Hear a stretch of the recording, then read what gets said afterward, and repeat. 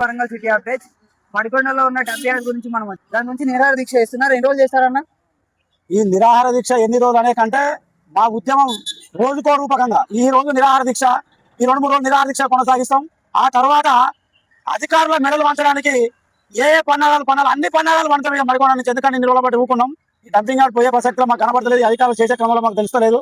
కాబట్టి నెక్స్ట్ కార్యాచరణలో భాగంగా నెక్స్ట్ ఈ డంపింగ్ యార్డ్కి ఏదైతే చెత్త తీసుకొస్తున్నా 60 అడుగుల చెత్త తీసుకొస్తున్నా వెహికల్స్ ఆపుకోవడం, మడికొండ బౌండరీలకు రాకుండా వెహికల్ని అడ్డుకోవడం, అక్కడనే వెహికల్ ఒక్కడు కూడా లోపలికి రాకుండా అడ్డుకోవడం కార్యాచరణలో భాగమే.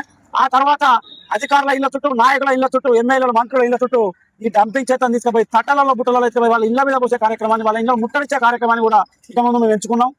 అధికారులు తస్మాత్ జాగ్రత్త. మీరేదో దీన్ని రాజకీయ కోణంలో రాజకీయ పరంగా చూసే విధంగా జనాలను పిచ్చోళ్ళని చేసే విధంగా ఏదో మాటలు చెప్పి మాయ మాటలు చెప్పి మసిమూసి మాటలు చేయాలని చూస్తున్నారు. కానీ జనం అంతా పిచ్చోళ్ళు కాదు. మీ మాటలు నమ్మే రోజులు పోయినాయి. 1 పోయింది, 2 పోయింది, 3 పోయింది. ఇప్పటికీ ఒక 5-6 సార్లు మీరు మాటిచ్చే తప్పిళ్ళు అవన్నీ కూడా మా దగ్గర ఉన్నాయి. ప్రూఫ్స్ మీరు ఎన్నిసార్లు మాటిచ్చారు డంపింగ్ యార్డ్ మీద, మీరు ఎన్ని మాటలు తప్పిళ్ళు అనేది కూడా ఉన్నది. ఇప్పుడు రీసెంట్ గా నిన్న మాటల మరొక సంవత్సరం ఆగలేదు. అంటే ఎన్నిసార్లు ఆగాలి, ఎన్ని సంవత్సరాలు ఆగాలి? ఆ తర్వాత ఇంకో సంవత్సరం ఆగని 10 కాలం అయిపోయాయి. నువ్వు ఎన్నో చెప్తావు డంపింగ్ యార్డ్ మీద ఏమున్నది? చిత్తశుద్ధి మా మడికొండ గ్రామ ప్రజల మీద ఏమున్నది? ఈ రోజు మాకు మడికొండ లోకల్ కాంగ్రెస్ నాయకులను కూడా నువ్వు రావద్దని హెచ్చరించినవాట. అంటే దేనికి? వాళ్ళు మడికొండ వాసులు కాదా? నీ రాజకీయ లబ్ధి కోసం మా మడికొండ ముక్కలు చేయాలని చూస్తున్నావా? చూస్తాం. తస్మాత్ జాగ్రత్త. మీరు ఖచ్చితంగా మడికొండ అడుగు పెట్టకుంటే అడుగు అడ్డుకుంటామని చెప్పేసి హెచ్చరిస్తా ఉన్నా. ఇప్పుడు డబ్బియార్డ్ అనే అన్న ఒక ఊర్లో పెట్టొద్దు, అది వచ్చేసి ఊర్లో పెట్టడానికి కారణం ఏందన్న? అంటే దీంట్లో ఎవరెవరు ఉన్నారు ఇంకా?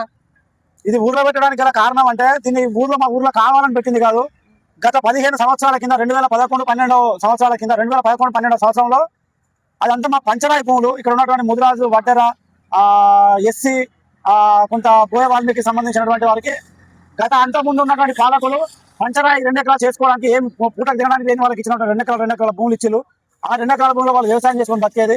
అయితే వాళ్ళని అమాయకులను చేస్తూ ఎర్రబెల్లి స్వర్ణ గారు మేయర్ ఉన్నప్పుడు, ఇదే కాంగ్రెస్ గవర్నమెంట్ ఎర్రబెల్లి స్వర్ణ గారు మేయర్ ఉన్నప్పుడు ఆ ల్యాండ్ ఆక్యుపేషన్ చేసుకుని అక్కడ మేము కంపెనీ ఏర్పాటు చేస్తున్నాం, మీకు ఇండస్ట్రియల్ పార్క్ ఏర్పాటు చేస్తున్నాం అని చెప్పి అప్పుడున్నటువంటి ప్రజలను గ్రామస్తులను అందరినీ కూడా అమాయకులను చేసి వెర్రిపప్పలను చేసి ఆ ల్యాండ్ తీసుకొని కంపెనీ పెడుతున్నాం అని చెప్పి తీసుకొచ్చి డంపింగ్ యార్డ్ పెట్టి అక్కడ మా తల మీద మా మీద కొరకడానికి కొయ్యడానికి తయారు చేసి పెట్టింది ఈ అధికారులు. దీన్ని మా మడికొండ గ్రామ ప్రజలు అమాయకులను చేసి మాత్రమే మమ్మల్ని ఆడుకోవడానికి ఆటబొమ్మని చేసి పెట్టింది తప్ప మేము ఎవరో ఒప్పుకున్నది కాదు.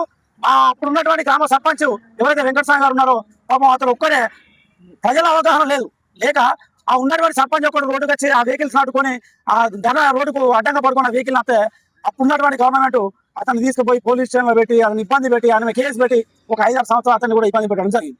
కాబట్టి ఇదంతా కూడా గవర్నమెంట్ పకడ్బందీ ప్లాన్ తోటి మమ్మల్ని ఇబ్బంది పెట్టడానికి కుట్రతో చేసిన